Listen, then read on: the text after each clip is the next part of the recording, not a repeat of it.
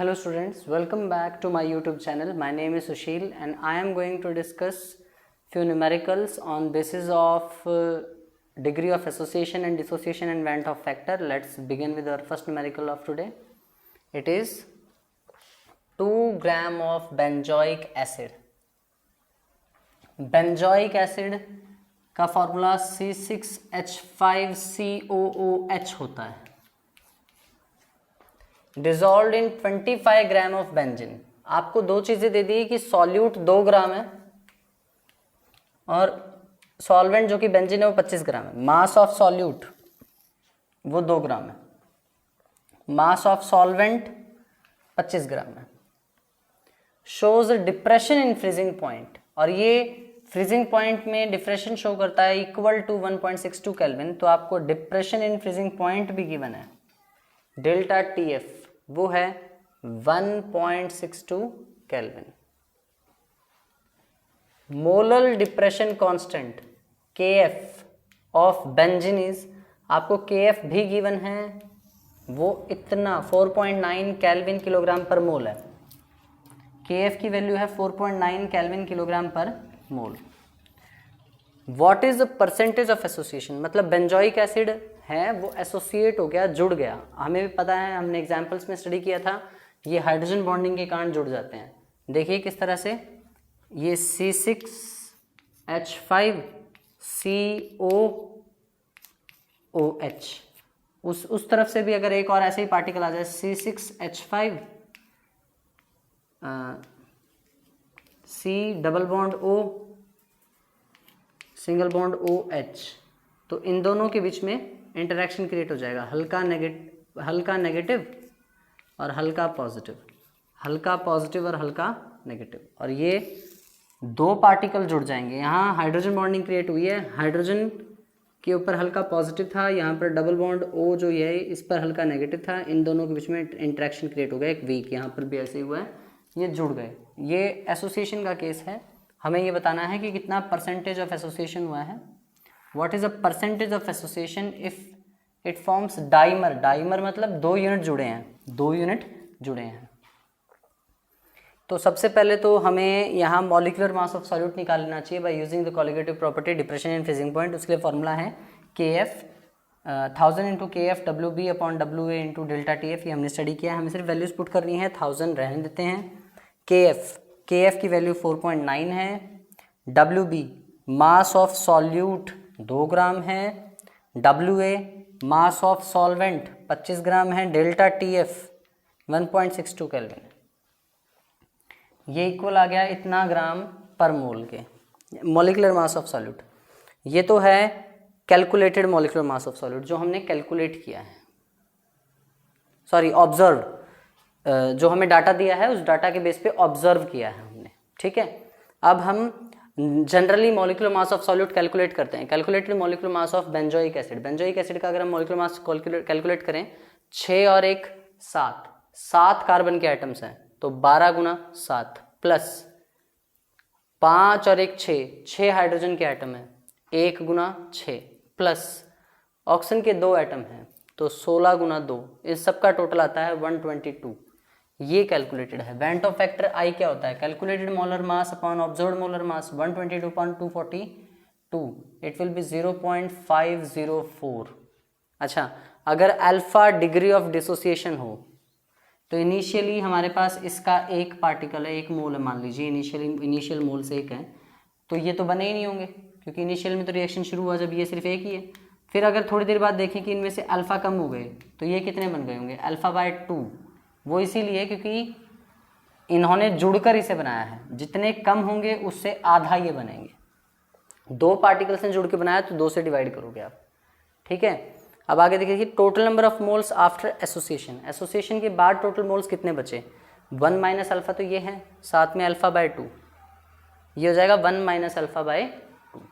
देखिए 1 minus alpha plus α/2, minus alpha में से α/2 गया, माइनस α/2 बच गया. अब I का जो फॉर्मूला है वही कैलकुलेटेड मोलर मास और ऑब्जर्व्ड मोलर मास का रेशियो है. और अगर इसे कोलिगेटिव प्रॉपर्टीज की टर्म्स में लिखें तो ये उलट जाता है. ऑब्जर्व्ड कॉलिगेटिव प्रॉपर्टी ऊपर लेनी होती है, और ऑब्जर्व्ड कॉलिगेटिव प्रॉपर्टी डिपेंड करती है ऑब्जर्व्ड नंबर ऑफ पार्टिकल्स पर। ऑब्जर्व्ड नंबर ऑफ पार्टिकल है 1 माइनस अल्फा बाय 2, तो ऊपर 1 माइनस अल्फा बाय 2 और नीचे ओवरऑल जो कैलकुलेशन में हमने लिए थे वो 1 थे। समझ गए? यहाँ से अगर मैं अल्फा के लिए सॉल्व करूँ तो वो आएगा, क्योंकि आई की वैल्यू तो मेरे पास आ चुकी है 0.504, आई की ये वैल्यू मैं पुट कर देता हूँ, यहाँ से अल्फा के लिए सॉल्व करता हूँ, वो 0.992 आता है। परसेंटेज निकालना है इसलिए इसे 100 से मल्टीप्लाई करेंगे, 0.992 मल्टीप्लाई 100 होता है 99.2%। ये हमारा आंसर है। दोबारा देख लीजिए पूरा क्वेश्चन, बड़ा इजी है। 2 ग्राम बेंजोइक एसिड डिजॉल्व्ड इन 25 ग्राम बेंजीन। इसने बिल्कुल क्लियरली बोला है बेंजोइक एसिड सॉल्यूट कितना है, 2 ग्राम है, सॉल्वेंट है 25 gram. Shows a depression in freezing point equal to 1.62 kelvin. वो डिप्रेशन जो शो करता है वो है 1.62 kelvin. KF of benzene, benzene का जो KF बनता है वो है 4.9 केल्विन किलोग्राम पर मोल। KF भी गिवन है आपको। आपको ये बताना है कि परसेंटेज ऑफ एसोसिएशन कितना है अगर डाइमर बन रहा है तो। डाइमर मतलब इस तरह से अगर 2 यूनिट्स जुड़ रही हैं तो पहले हम मॉलिक्यूलर मास ऑफ सॉल्यूट निकाल लेते हैं by using the colligative property depression in freezing point. वो होगा 1000 into KF into WB upon delta TF into WA। सारी वैल्यूज अगर हम पुट कर देते हैं यही वाली, तो हमारे पास MB आ जाता है 242 ग्राम पर मोल। अब हम calculated molar mass of benzoic acid ले लेते हैं फॉर्मूले के अकॉर्डिंग, वो 122 है। वो कितना है 122। आई क्या होगा calculated upon calculated upon observed. Calculated है 122 और ऑब्जर्व्ड है 242। रेशो आया आई 0.504। अगर मैं मान लूँ कि अल्फा डिग्री ऑफ डिसोसिएशन है, ये पार्टिकल टूटकर इन्हें बना रहा है, जुड़कर डिग्री ऑफ एसोसिएशन है, अल्फा डिग्री ऑफ एसोसिएशन है। देखिए ज़रा, अगर ये 1 है तो ये होंगे 0 इनिशियली, शुरुआत में सिर्फ ये 1 है तो ये बने ही नहीं होंगे। अगर इनमें से अल्फा कम हो गए तो 2 ने जुड़कर 1 बनाया है तो उनके आधे बने होंगे, जितने कम हुए उनसे आधे नए बने हैं, अल्फा बाय 2 नए बने। Total number of moles after association कितने हो गए 1 minus alpha plus alpha by 2। इसको माइनस करें तो माइनस अल्फा बाय 2 बच गया। I is equal 1 minus alpha by 2 upon 1। I की जो वैल्यू है वो 0.504 है, वो मैंने पुट कर दी। यहाँ से अल्फा को सॉल्व करें तो वो 0.992 आता है। परसेंटेज ऑफ एसोसिएशन निकालें तो इसे 100 से मल्टीप्लाई करेंगे, 99.2% आ जाएगा। इस तरह से हमें डिग्री ऑफ एसोसिएशन के सॉल्व करने हैं सम। इस न्यूमेरिकल में हमें अभी जो हमने कवर किया एसोसिएशन की डिग्री निकालनी थी। अब जो मैं आपके साथ न्यूमेरिकल डिस्कस करने वाला हूं उसमें डिसोसिएशन की डिग्री निकालनी है। देखिए ध्यान से, 0.6 millilitre of acetic acid having density 1.06 ग्राम पर मिलीलीटर। इस लाइन से हम क्या समझते हैं, 0.6 मिलीलीटर वॉल्यूम दे दिया एसिटिक एसिड का और उसकी डेंसिटी भी दे दी 1.06। अगर मैं डेंसिटी को वॉल्यूम से मल्टीप्लाई करूं तो मास आ जाएगा। मींस सॉल्यूट का जो मास है W2 या WB वो कितना हुआ 0.6 इंटू 1.06। मैंने वॉल्यूम को डेंसिटी से मल्टीप्लाई कर दिया, मास आ गया सॉल्यूट का मास इन 1 लीटर ऑफ वाटर। पानी की डेंसिटी जनरली यही मानी जाती है 1 ग्राम पर सेंटीमीटर क्यूब। 1 ग्राम पर सेंटीमीटर क्यूब। अगर 1 लीटर पानी है यानी कि वो 1000 मिलीलीटर है या 1000 सेंटीमीटर क्यूब है, और अगर 1 ग्राम मास है 1 सेंटीमीटर क्यूबिक पानी का तो 1000 सेंटीमीटर क्यूबिक पानी का मास 1000 ग्राम होगा। तो मास ऑफ 1 लीटर वाटर कितना हो गया, W1 की वैल्यू होगी 1000 ग्राम। हमने पहली लाइन से कंक्लूजन निकाला मास ऑफ सॉल्यूट, दूसरी लाइन में उन्होंने वाटर का वॉल्यूम दिया था, उससे हमने कंक्लूजन निकाला वाटर का वेट मास ऑफ सॉल्वेंट। फिर उन्होंने कहा है depression in freezing point. Freezing point में जो डिप्रेशन है वो 0.0205 डिग्री सेल्सियस है। डेल्टा TF जो ऑब्जर्व किया गया है, OBS ऑब्जर्व्ड। उसके बाद हमें वेंट ऑफ फैक्टर निकालना है, I डिसोसिएशन कांस्टेंट अल्फा निकालना है, KF हमें दे रखा है। Calculate went of factor and dissociation constant, dissociation constant sorry KA होता है डिसोसिएशन कांस्टेंट, हमें KF दे रखा है। वाटर के लिए फ्रीजिंग पॉइंट का जो कांस्टेंट है मोलल डिप्रेशन कांस्टेंट वो है 1.86 केल्विन किलोग्राम पर मोल।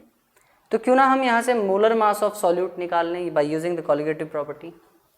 हमने मोलर मास ऑफ सॉल्यूट निकाला, उसके लिए फॉर्मूला है 1000 into KF WT upon W2 upon W1 into delta TF। सारी वैल्यूज पुट की, मोलर मास ऑफ सॉल्यूट आ गया। अब हम अगर ये कैलकुलेट करके देखें, ये तो ऑब्जर्व्ड है क्योंकि कॉलिगेटिव प्रॉपर्टी भी क्या थी, ऑब्जर्व्ड थी। इससे मोलर मास निकालेंगे वो भी क्या होगा, ऑब्जर्व होगा। अब हम क्यों ना इसे कैलकुलेट करके देखें। कैलकुलेटेड मोलर मास अगर हम निकालते हैं तो हमारे पास 2 कार्बन के एटम है, 12 दूना 24, ऑक्सीजन के 2 एटम है, 1 का 16 है तो 2 का 32, 24 प्लस 32 और उसके बाद 4 हाइड्रोजन के हैं प्लस 4, ओवरऑल हुआ 60 ग्राम पर मोल। कितना हो गया, 60 ग्राम पर मोल। आई क्या होता है, calculated molar mass upon observed molar mass. Calculated 60 है, ऑब्जर्व्ड 57.7 है, 1.04 आ गया, ये है आई। अब हम अल्फा के लिए कैलकुलेट करते हैं डिग्री ऑफ डिसोसिएशन के लिए। एसिटिक एसिड होता है CH3COOH, ये डिसोसिएट होगा तो ये देगा CH3CO नेगेटिव और H पॉजिटिव। इनिशियल मोल्स अगर इसके 1 हैं तो ये तो होंगे ही नहीं क्योंकि इनिशियली डिसोसिएशन हुआ नहीं है। अगर मैं बात करूं डिसोसिएशन के बाद या इक्विलिब्रियम, इक्विलिब्रियम पर क्या हुआ, इसमें से अल्फा कम हो गए और जितने कम हुए उतने ही यहाँ पर बनेंगे। अल्फा ही ये बन गया, अल्फा ही ये बन गया। टोटल कितने होंगे डिसोसिएशन के बाद वो देखते हैं जरा।